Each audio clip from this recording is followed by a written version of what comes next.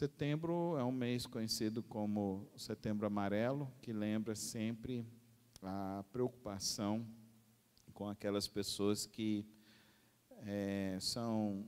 atravessam depressão, atravessam angústias em suas almas, para evitar o autoextermínio ou o suicídio. Infelizmente, isso tem se aproximado muito dos nossos arraiais. Antigamente isso não ocorria de uma maneira como tem acontecido. Pessoas com depressão, pessoas que não sabem como lidar com as aflições da vida ou com as angústias da existência. Infelizmente, algumas pessoas praticam o autoextermínio. Existem alguns estudos que falam que isso pode ser um fator de depressão, uma depressão que pode ser ocasionada por um momento da vida, por uma situação de um luto, por uma situação de enfermidade. Algumas pessoas, eu fiquei assustado essa semana, uma pessoa que praticou o autoextermínio, um pai que se envolveu com esse negócio de jogo do tigrinho, e ele perdeu cerca de R$250 mil, que era o dinheiro da casa da família, que ele tinha penhorado para colocar nesse jogo do tigrinho aí. Perdeu o dinheiro todo e ele ficou com vergonha e se autoexterminou. E que dor, né? Que dor terrível. Isso não é longe de nós, não. Está se aproximando cada vez mais, infelizmente. Pastores têm praticado o autoextermínio. Então, líderes religiosos têm praticado o autoextermínio.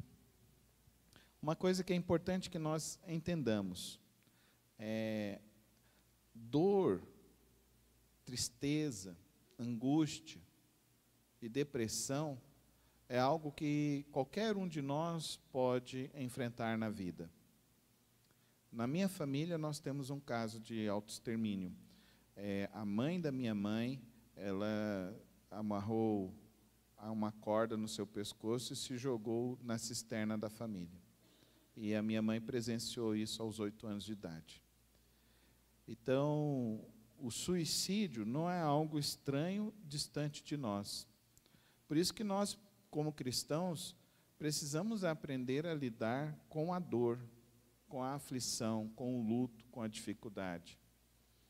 Depressão não é algo que deva ser menosprezado.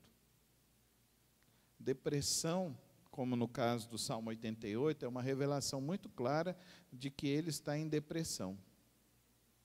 É muito nítido nesse texto, que ele está enfrentando uma luta tão grande, uma aflição tão grande, que ele se sente abandonado pelos amigos e abandonado até mesmo pelo próprio Deus, pelo próprio Senhor. Então ele diz isso e afirma isso. Aonde estão os meus amigos e os meus companheiros? As trevas são a minha única companhia. Quem que fala isso? Alguém que está em depressão. Por isso que igreja não é só um local onde eu venho. É um local onde eu me reúno com pessoas que têm a mesma fé que eu. Amém, irmãos? Quantas pessoas você conhece na igreja? Quantas pessoas você se importa aqui na igreja? Quantas pessoas você sabe que estão passando uma aflição na vida?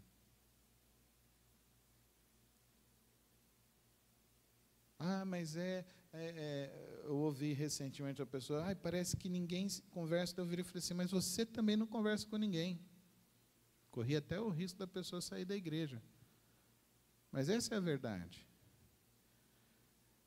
Nós não sabemos mais ser crentes. Ser crente é vir à igreja dia de domingo, dia de quarta-feira, sentar para ouvir uma pregação e ir embora. Isso não é ser crente. Isso não é ser discípulo. Porque quando eu me torno um crente, que eu venho na igreja e não me importo com ninguém, isso não importa, isso não tem valor nenhum, gente. Isso não tem valor nenhum.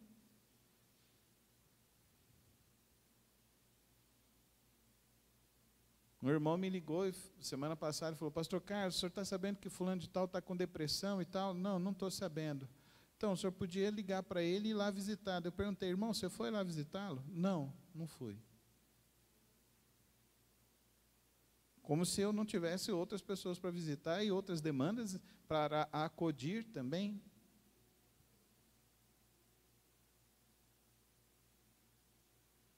Quem que você sabe que está passando dificuldade? Não, eu não quero saber, pastor, eu só tenho os meus problemas. Isso é egoísmo, irmão. Você não converteu a Jesus. Tenho uma triste notícia para você. Você não morreu na cruz. Aquele que quiser vir após mim, negue-se a si e siga-me. Então você morreu? Você morreu? Não, quem morreu foi Cristo, eu não tenho que morrer. Não, mas ele falou que se você aceitou o sacrifício dele, então você tem que se negar. Igreja não é um local para vir, igreja é um local para ser. Amém, irmãos? Para ser. Para ser. Você é cristão. Você está envolvido com quem? Você está orando por quem? Você está acompanhando quem? Não, eu cheguei na igreja agora, pastor. Mas tem gente que chegou na igreja agora também, já conhece mais gente do que você que já está aqui há 1 ano, 2 anos. Tem gente que não quer pagar o preço para ser cristão, para ser crente. Queridos irmãos, nós precisamos entender que nós passamos por aflições, passamos por dificuldades, passamos por lutas. As pessoas que estão do nosso lado também estão passando por lutas, estão passando por aflições, estão passando por dificuldade. O Salmo 88, então, é essa clareza para nós que depressão não é brinquedo. Qualquer um de nós pode passar por isso. Aqui nos traz alguma luz de como lidar com a dor da alma, a dor da aflição. A primeira coisa que nós vemos nesse texto é que nós precisamos ser sinceros com aquilo que estamos enfrentando em nossas vidas. Verso 3: tenho sofrido tanto que a minha vida está à beira da sepultura. Então ele reconhece a dor que está enfrentando. Qual é a tua dor?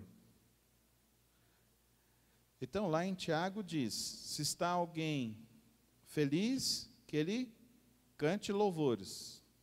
Mas se está alguém doente, que ele chame os presbíteros, a oração, que eles orem, unjam ele com óleo, a oração do justo salvará e perdoará os pecados daquele que estiver doente.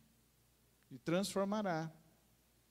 Então, se eu estou bem hoje, entenda o seguinte: pode ser que tenha alguém que está ruim e você precisa ir lá visitá-lo, orar por ele. Amém, irmãos? Nós precisamos entender isso. Mas se você está passando por dificuldade, o que você precisa fazer? Ser honesto na sua oração diante do Senhor. Jesus, no Getsemane, ele chegou lá, e o texto diz que ele chegou a derramar gotas de sangue. E ele diz que era um sofrimento e uma angústia. Tanto é que ele clamou o quê? Pai, se possível, afasta de mim este cálice. Mas não seja, então, o meu querer, mas sim a tua vontade. O Senhor, ó Senhor, Deus que me salva, a ti clamo dia e noite. E ele diz na sua oração: tenho sofrido tanto que a minha vida está à beira da sepultura. Então, se você quer receber uma cura de Deus, então se abra para Deus. Amém, irmãos? Pastor, estou me abrindo, mas eu não estou sentindo cura. Então você precisa compartilhar com um irmão da igreja. Sabe o que seria uma reunião saudável para nós? A gente chegar aqui 7h30 e sentarmos uns com os outros e orarmos uns pelos outros, antes de começarmos o nosso culto. E sentarmos uns com os outros, orando uns pelos outros, compartilhando uns com os outros. Não só compartilhar com o pastor. Irmão, vocês não sabem o que é uma reunião. Vocês não sabem. Porque você chega e compartilha sua dor, seu problema com o pastor. E é isso mesmo, o pastor está aqui para isso. O pastor tem couro, como é que fala mesmo? Couro grosso. É para isso mesmo. Mas o certo de igreja tinha que ser chegarmos mais cedo, sentarmos uns com os outros. Irmão, vamos orar aqui, eu e você, orar pelas nossas vidas um com o outro. Pastor, eu não vejo ninguém fazendo isso. Mas ninguém quer ser crente, ué. Todo mundo só quer que o pastor seja crente. Orar. Não, irmão, isso não depende de mim, depende do Espírito Santo, depende de você ouvir e fazer a vontade de Deus. Amém? Amém? É isso, irmão. Nós temos que ser cura. Amém, irmãos? Ser cura. Quantos que não estão assim? Se sentindo? Estou na beira da sepultura. Estou angustiado. Estou aflito. Ele confessa isso diante do Senhor. Ele coloca isso diante do Senhor. Ele não maqueia as coisas. Diante de Deus, irmão, aprende. Sabe desabafar? Mulher gosta muito de desabafar no cabeleireiro, né? Fazendo a unha, com a manicure. É o pior lugar que tem para você fazer isso, viu, mulher? O homem gosta de fazer isso quando está sentado, conversando com os amigos, aí começa a desabafar. Pior lugar que você tem para você fazer isso. Qual é o lugar que o crente desabafa, irmãos? Qual que é o lugar? No quarto secreto. Vai lá no quarto secreto. Se prostra diante do Senhor. E diz tudo para Deus. Ele está dizendo tudo, ó. Sou contado entre os mortos, fui colocado junto aos mortos. Ele não está bem não, né, irmão? Pensou, você ouviu um cara falando isso aí, Cadu? O que você está pensando? O cara falando isso para você, você está falando, esse cara está mal, né? Esse cara está ruim, né? Esse cara não está bom não, né? Hã? É. Morreu e esqueceu de deitar. Queridos, orar é desabafar. Amém, irmãos?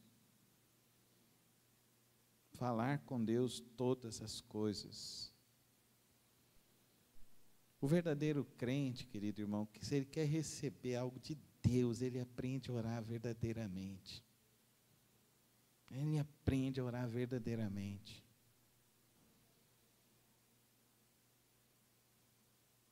Irmãos, no YouTube tem um documentário que chama Fé Não Fingida. Assiste lá no YouTube. Fé Não Fingida. É 1h40, falando só história de mulheres de oração. Fé não fingida. Gente, vai sair agora esse filme novo aí, Forja. Vai assistir. Se você não assistiu o primeiro dela, que é o Quarto de Guerra, assiste. Está no YouTube também de graça, você pode assistir lá. Tem mais um dela, que é importante, que fala sobre oração. E no mês de setembro, irmãos, nós precisamos ser o porta-voz disso para as pessoas. Você está sofrendo, você está angustiado, você está enfrentando luta, está enfrentando aflição. Deixa eu te ensinar um caminho que cura a alma. A minha alma foi curada assim. A minha alma foi curada assim. Eu tive sérias crises de depressão. Eu passei por síndrome de pânico, de não conseguir sair de casa. Eu sou um milagre de Deus, porque eu já passei coisas na minha vida que eu nunca imaginei que eu poderia passar. Eu já tive situações que não tinha ninguém do meu lado, e ficar se sentindo a pior pessoa do mundo, mas o Senhor foi a minha força. O Senhor foi a minha força. Eu busquei o Senhor e Ele me ouviu.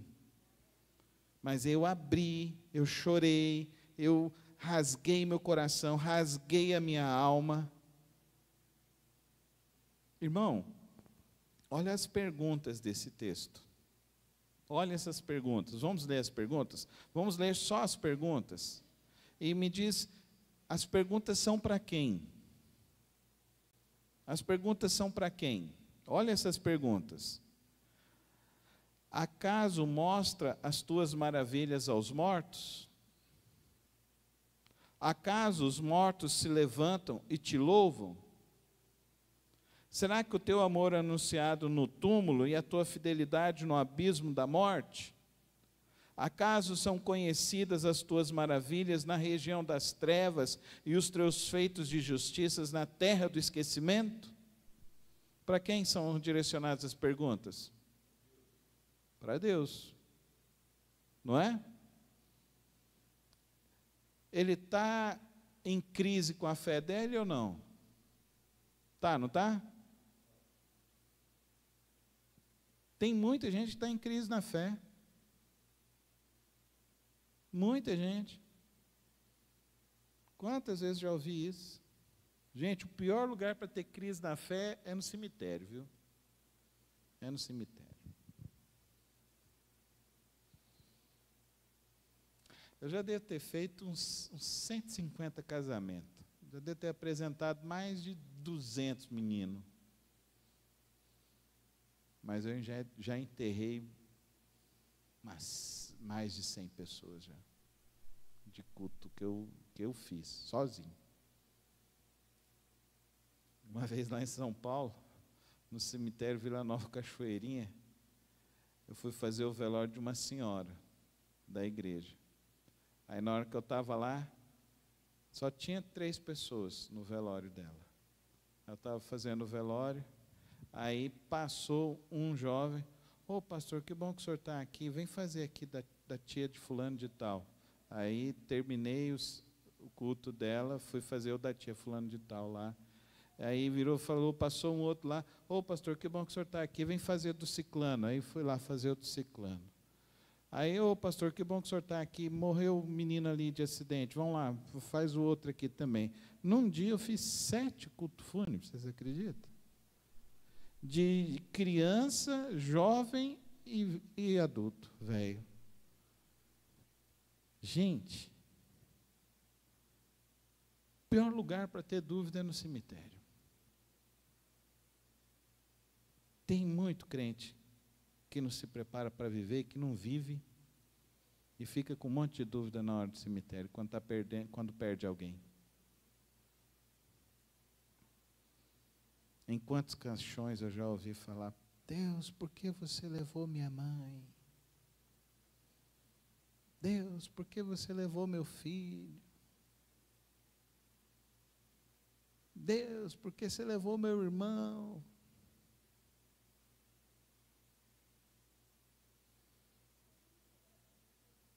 É o pior lugar para ter dúvida. E eu já vi muito isso, viu, irmãos? Já vi muito.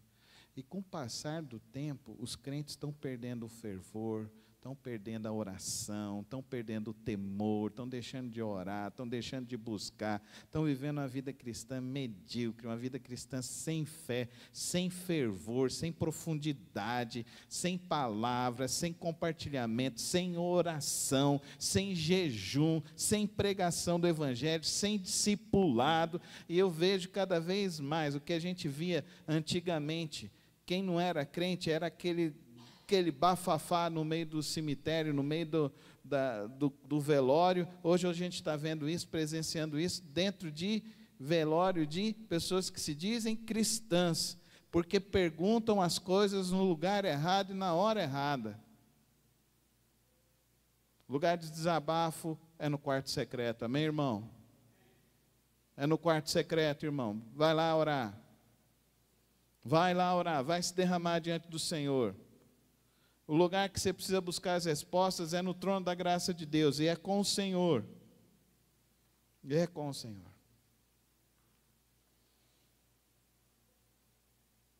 Então, Não fica demorando demais na hora de você fazer a sua terapia com Deus, tá? Estou ensinando hoje terapia espiritual, amém, irmãos? Terapia espiritual se faz no quarto secreto, com oração, oração, oração, oração, oração. Terapia espiritual é o melhor lugar para você ser curado. Jesus me curou disso. Eu não tenho medo de nada, não tenho mais preocupação com nada nessa vida. Eu aprendi, nem insônia mais eu sofro disso. Eu deito, durmo, descanso, porque eu aprendi que o lugar para fazer terapia e para perguntar é na oração. Amém, irmãos? Para de ficar demorando, de ir lá se encontrar com teu mestre, com teu Senhor. Para de ficar fugindo do teu vale de Jaboque. Sabe o que é vale de Jaboque? Quando Jacó quis fugir do Senhor, ele foi se encontrar com o Senhor no vale de Jaboque. E passou a noite toda lutando com o Senhor. Esse é o lugar. Vai lá lutar com Deus. Tem gente que fica brigando com o pastor, sabe, Cadu? Tem que fica brigando comigo, questionando, não sei o que. Eu falo, gente, não foi eu que escrevi a Bíblia, não, irmão. Não tem que... Eu não escrevi a Bíblia, não, irmão. Irmão, se a sua crise existencial é com Deus, então vai lá se resolver com Deus, igual o Jacó fez. Igual Paulo. Paulo também teve essa crise existencial, foi lá se resolver com Deus. Agora tem gente que não sabe entrar. Sabe, a gente canta aqui, né? Quem entrou no Santos do Santo, como é que é? Quem já pisou no Santo do Santo, em outro lugar não sabe viver. Não é isso que a gente canta? Mas os crentes não oram mais. Os crentes não oram, os crentes não jejuam, os crentes não leem a Bíblia, os crentes não sabem a Bíblia. Esse final de semana, a gente estava no encontro de jovens com Cristo. Aí eu estava numa sala, tinha 9 jovens lá. Quanto tempo você frequenta a igreja? 3 anos, 4 anos, 5 anos. Quantos aqui já leram a Bíblia toda? Ninguém. Quantos aqui leram pelo menos o Novo Testamento? Ninguém. Ninguém. Que evangelho é esse? É esse evangelho não, irmãos. Aqui nessa igreja, esse não é o evangelho não. O evangelho é, abre a tua Bíblia, ora, vai ler a tua Bíblia, vai orar, e você vai experimentar algo de Deus na sua vida. Não é para... A gente não está aqui para fazer ativismo religioso, não, movimento religioso. A gente está aqui para te ensinar um caminho que vai curar a tua alma, amém, irmãos? Que vai curar a tua alma e vai te levar no trono da graça de Deus, e você, diante do trono da graça de Deus, você vai ver milagres acontecendo na sua vida. Aqui é o que o texto diz. Ele começa dizendo: ó Senhor, Deus que me salva, a ti clamo dia e noite. Vamos lá no verso 13. Mas eu, Senhor, a ti clamo por socorro. Já de manhã a minha oração chega à tua presença. Por que, Senhor, me rejeitas e esconde de mim o teu rosto? Outra pergunta. Mas ele vai lá diante do Senhor e busca. Verso 2: que a minha oração chegue diante de ti, inclina os teus ouvidos ao meu clamor. Queridos irmãos, é a oração que pode curar a nossa alma. É a oração que pode curar os nossos traumas. É a oração que pode cicatrizar as nossas feridas. Tem gente que quer melhorar no casamento, mas não ora. Tem gente que quer ver os filhos aprumados, mas não ora. E não ensina os filhos a orar. Essas crianças todas aqui, ó, já era para saber o Pai Nosso, o Salmo 23, o Salmo 91, o Salmo 121. Se eles não sabem, os pais estão errando. E se você não sabe, que tipo de fé é a sua? Que tipo de fé é a sua? O que está na tua cabeça? Salmo 119, 105. Lâmpada para os meus pés é a tua palavra e luz para o meu caminho.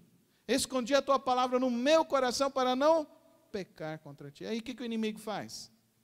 Não lê a Bíblia não, é chato, dá sono.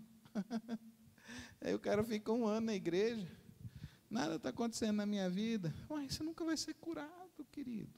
Você nunca vai experimentar de Deus. Só os que vão aqui, buscam verdadeiramente esse Deus Todo-Poderoso, vão experimentar a cura. Vão experimentar o agir do Senhor. Quantas e quantas coisas Deus me curou. Gente, eu era uma pessoa que não era digna, mas quem me fez digno foi Jesus Cristo. E foi o trono da graça dele. É muito joelho no chão, muita lágrima derramada, muita leitura da palavra, muita meditação. Entrega o teu caminho ao Senhor, confia nele e saiba que o mais ele fará. Ele não desampara o justo, aquele que busca ele verdadeiramente. Então escolha confiar em Deus, mesmo nas situações mais sombrias da sua vida. Mantenha a prática de oração e busca pela presença divina, sabendo que mesmo quando as respostas não são imediatas, Deus não te deixará sem resposta. Amém? Deus não nos deixa sem respostas. E só Ele é capaz de fazer a maior cura da sua vida, que é curar a tua alma. A tua alma. Todos nós aqui somos sobreviventes. Todos nós aqui carregamos dentro de nós traumas. Todos de nós carregamos dentro de nós decepções amargas, com pessoas, com familiares, com circunstâncias da nossa vida. Todos aqui passamos por algum tipo de luta nessa vida, que já pensou até mesmo em desistir. Alguns não chegaram a fazer porque tem medo. Graças a Deus, amém? Alguns é porque não tem traço genético. Agora, se você tem traço genético na sua família, aí você tem que orar mais, amém, irmãos? Aí é libertação, libertação mesmo. E sabe quem que te liberta? Jesus Cristo, amém, irmãos? Levanta sua mão direita e diz assim: Jesus Cristo me liberta e me cura e me salva.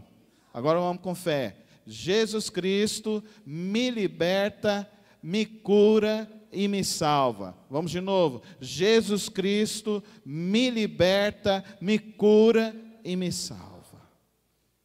Eu creio no poder da palavra.